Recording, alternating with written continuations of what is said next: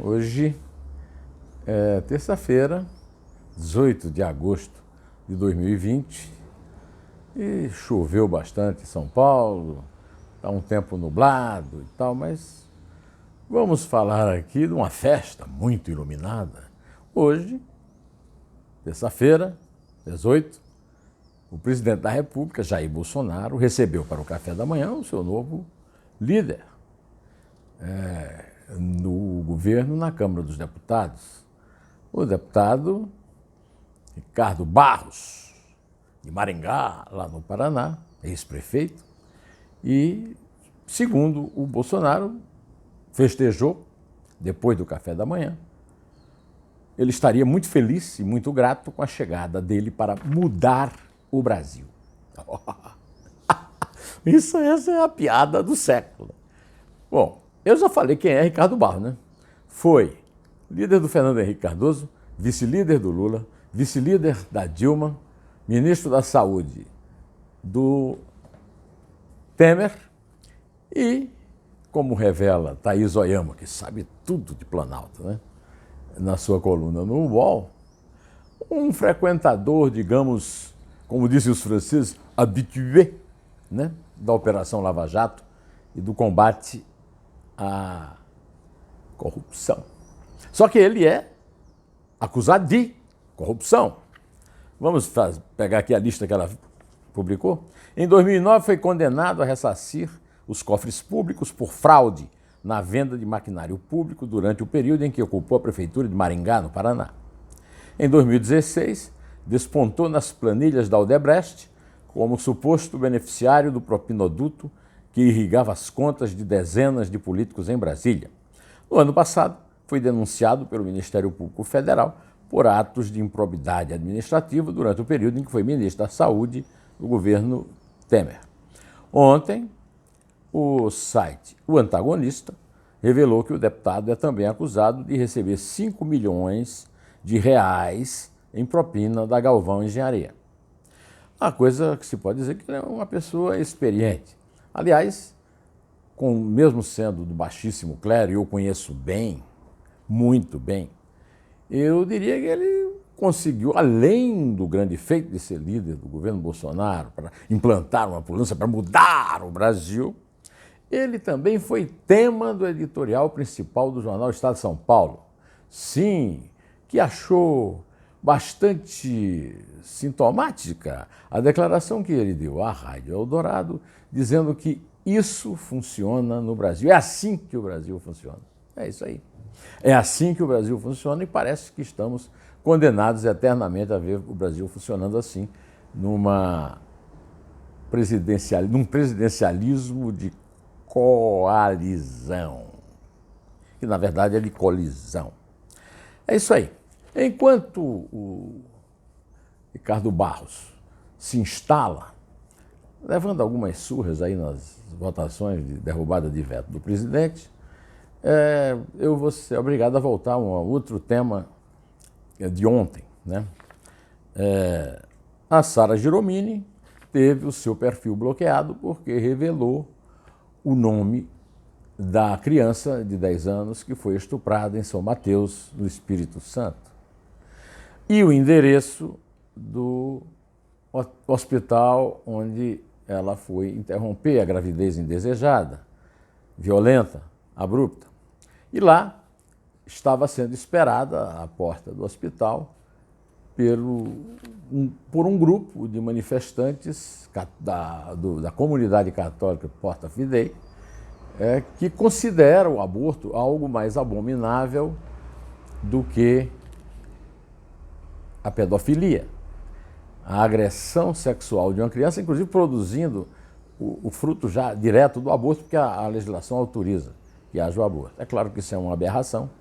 Essa gente fascistoide, nazistoide, bolsonaristoide, que foi à porta do hospital, enfrentou ali o engenho do diretor do hospital, o doutor Olímpio Barbosa, que eu já homenageei no vídeo de ontem, que ficou engabelando os tontos lá enquanto a menina entrava dentro do porta-malas de um automóvel.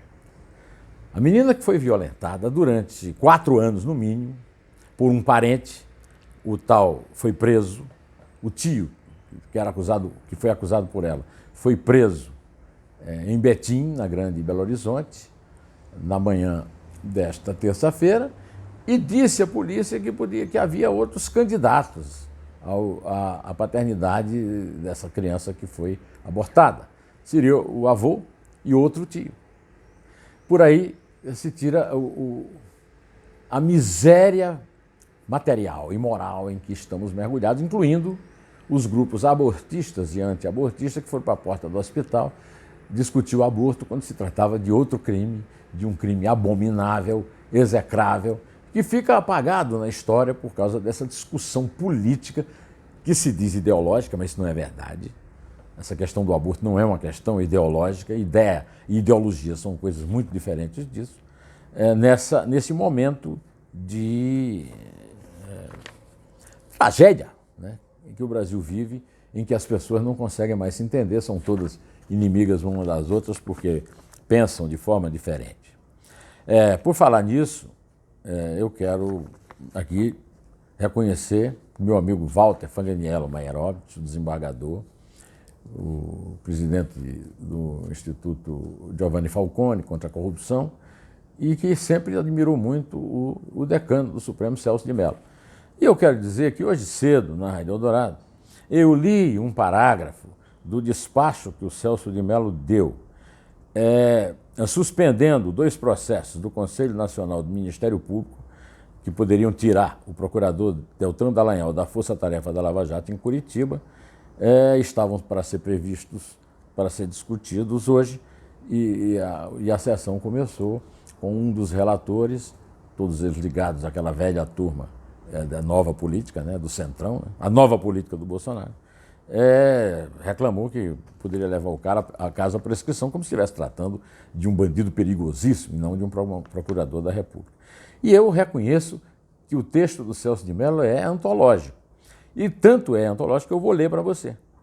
Sabemos que regimes democráticos, governantes ímprobos, cidadãos corruptos e autoridades impregnadas de irresistível vocação tendente à própria desconstrução da ordem democrática, temem um Ministério Público independente, pois o Ministério Público, longe de curvar-se aos desígnios dos detentores do poder, tanto do poder político quanto do poder econômico, ou do poder corporativo, ou ainda do poder religioso, tem a percepção superior de que somente a preservação da ordem democrática e o respeito efetivo às leis desta República laica revelam-se dignos de sua proteção institucional.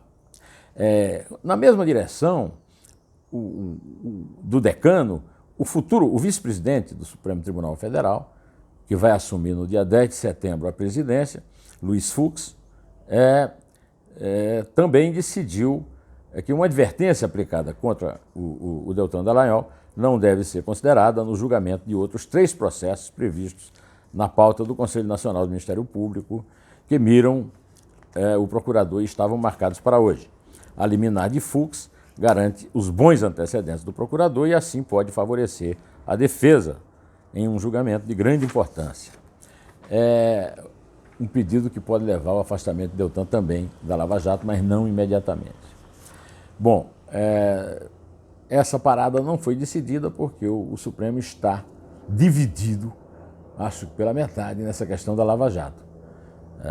O Supremo se uniu contra os arreganhos fascistoides do Bolsonaro, mas continua desunido em relação aos pleitos do PT e do procurador Augusto Aras, que é o despachante do Bolsonaro nesses casos contra a Lava Jato, e aí há uma divisão, né? Também hoje eu tenho visto muito no comentários falando da afinidade entre Paulo Guedes e Jair Bolsonaro, uma afinidade que nunca existiu. Paulo Guedes se diz liberal da escola de Chicago, Milton Friedman. O Jair Bolsonaro, durante todo o seu desempenho, seja como terrorista militar, que tentou colocar bombas no aqueduto do Rio Guandu e em quartéis, sempre foi um corporativista. E é como corporativista que ele está arbitrando uma guerra aí pelas verbas do orçamento, privilegiando o Ministério da Defesa, que reúne as 3 Forças Armadas, e prenunciando uma retirada de verbas da saúde em plena pandemia e da educação em plena pandemia, porque também na pandemia ainda não foi decidido se, afinal de contas, os alunos voltarão às classes e às aulas ou não.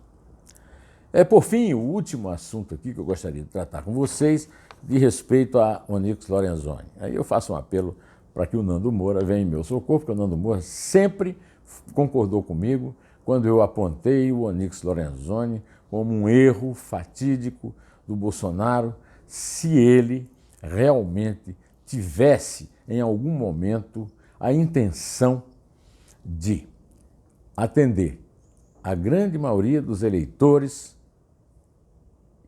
que votou nele, né? Os antipetistas, eu falei grande maioria, portanto votou. Os antipetistas, aqueles que queriam ver Lula longe das chaves dos cofres do erário, os que, por extensão, não apenas querem combate à corrupção petista, mas o combate à corrupção, ponto, né? Foi aí que atingiu o Bolsonaro, e também agora a política liberal do posto Ipiranga foi completamente abandonada, com a possibilidade, mesmo não furando o teto, de se partir para verbas para um programa assistencialista que o Bolsonaro acha que agora é o fundamento para a sua reeleição em 2022. Né? Ontem, o Onyx Lorenzoni, que era uma pessoa que o Nando Moura e eu criticávamos muito aqui e que era um ministro importante, depois foi transferido para o ministério menos importante, que era do Osmar Terra, teve o seu acordo fajuto, o seu acordo fantasiado, assinado com Augusto Aras, o Procurador-Geral da República, para driblar um processo em que ele é acusado de corrupção eleitoral por Caixa 2. Ele foi destinatário de R$300 mil nas eleições de 2012 e 2014, dos irmãos Joesley e Wesley Batista, da holding JF. O relator, o ministro Marco Aurélio Mello, vocês sabem que não é nenhum grande amigo meu, ao contrário, votou para reafirmar a competência da primeira instância para processar o caso e foi seguido pelos colegas Alexandre Moraes, Rosa Weber, Luiz Fux e Luiz Roberto Barroso. Com esse resultado, o acordo de não persecução criminal que o Onyx costurou com a Procuradoria-Geral da República deverá ser analisado por um juiz eleitoral, conforme indicou Marco Aurélio, num ato processual da semana passada. Pelo acordo com a Procuradoria, o ministro se comprometia a pagar uma multa no valor de R$189 mil em troca do arquivamento da investigação. Agora, vai ter que ir para a Justiça Eleitoral e vamos ver qual é a resolução do problema. Enquanto isso, ele fica lá ornando um ministério que comove tanto certas pessoas que me escrevem aqui no YouTube, falando do fato de que nós já estamos agora, quase 20 meses do governo Bolsonaro e não há nenhum caso de corrupção. Este aí é um bom exemplo que não é bem assim, como aquele Marcelo Antônio, etc, etc. Mas vamos em frente, enquanto o Ministério Público do Rio agora investiga por que advogados e ex-funcionários fantasmas do vereador Carlos Bolsonaro, o filho 000, levou para se reunirem para enfrentar o processo de peculato, não mais na Assembleia Legislativa do Estado do Rio de Janeiro, mas na Câmara Municipal da antiga cidade maravilhosa. Bom, eu vou ficando por aqui, direto ao assunto, em pé. E só a verdade nos salvará.